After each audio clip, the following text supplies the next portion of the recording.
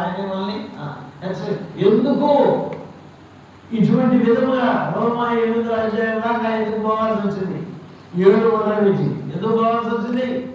ఇది పౌరు గారి శోధన కాదండి, ఇది నీ శోధన, నా శోధన.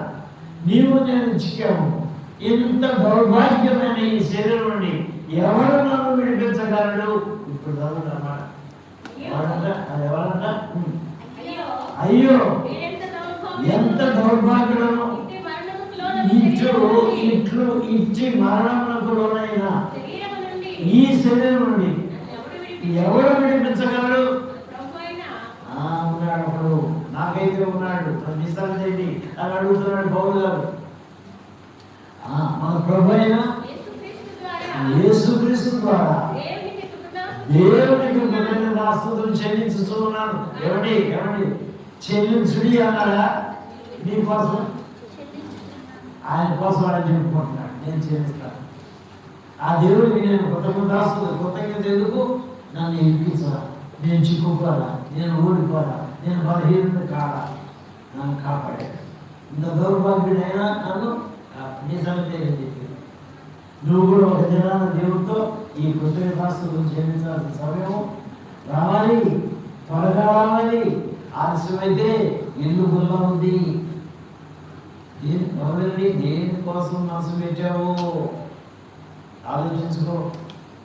ఆ మనసు నేను ఆ విధంగా లాక్కున్నది అది కాదు, దేనికోసం కాదు. విశ్వాసం కట్టయు దాన్ని కొనసాగించబడినా యేసు వైపు చూసి వేరే వైపు చూడాల్సిన అవసరం లేదు. ఆ అరణ్యంలో పాము చేత కడవబడిన వారందరూ వీటి చూశారు. ఈ కొత్త నిబంధన దినాల్లో నీ వీటి చూడాలి. సిలువలో నీ స్థానంలో నీ కొరకు వేలాడిన యేసయ్య వైపు చూడాలి. అప్పుడు ఆయన్ని నీవు ఎరగగలుగుతావు, ఆయన నీవు రాగలుగుతాడు. ప్రతి తీర్పుని నీవు జయించుకొని ప్రశాంతంగా జీవంతో కూడిన సమాధాన ఏ పర్ఫెక్ట్ లైఫ్ ఈ లోకంలో ఉన్నప్పుడే ఆయన నీకు అనుగ్రహిస్తాడు. తల ఉంచుకున్నాము, ప్రార్థన చేసుకున్నాము. ప్రార్థన చేసుకున్నప్పుడు వచ్చిన కూర్చోండి. ప్రార్థన చేసుకున్నప్పుడు వచ్చిన ఏంటది ప్రకటన ఉంది. అది ఏంటంటే మొట్టమొదట కొంచెం బాగుందనడానికి మొట్టమొదట మనీ 2వ కుమారుడికి జాషువా డానియేల్ పేరు పెట్టుకోవడానికి దేవుడు ఇచ్చిన కృప బట్టి కృతజ్ఞతాస్తుతులు చెల్లించుకోవచ్చు. ఏదో మీతో తన సంతోషాన్ని పంచుకోవడానికి పలహారం తెచ్చుకున్నాడు. అయితే ఇప్పుడు 2వ ప్రకటన. అయితే నా జీవితంలో కూడా దేవుడు ఆంటీ గారిని మరణం నుండి తప్పించి కాపాడి ఆరోగ్యంగా మమ్మల్ని ఇంతవరకు నడిపించాడు. ఆంటీ గారి వల్ల ఎంత కృప దొరికిందో దాన్ని బట్టి కృతజ్ఞతాస్తుతులు చేస్తూ నేను కూడా మీతో చిన్ని పలహారాన్ని పంచుకుంటున్నాను. కాబట్టి ఆ 2 పలహారాల గురించి ప్రార్థన చేస్తాను. మీరు వెళ్ళేటప్పుడు ఆ పలహారాలు మీకు ఇవ్వబడతాయి.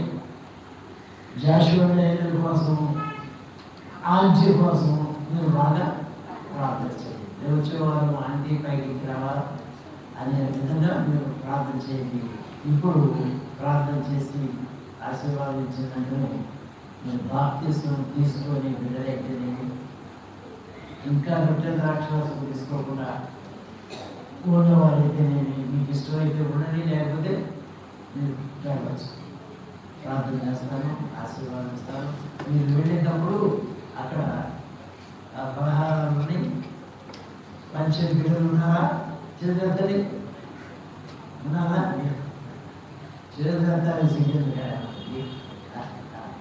తల ఉంచుకున్నాం. అత్యంత ఎంత ప్రతి అక్రాంతించి నెమ్మదితో సంతోషముతో సమాధానంతో మా జీవితాన్ని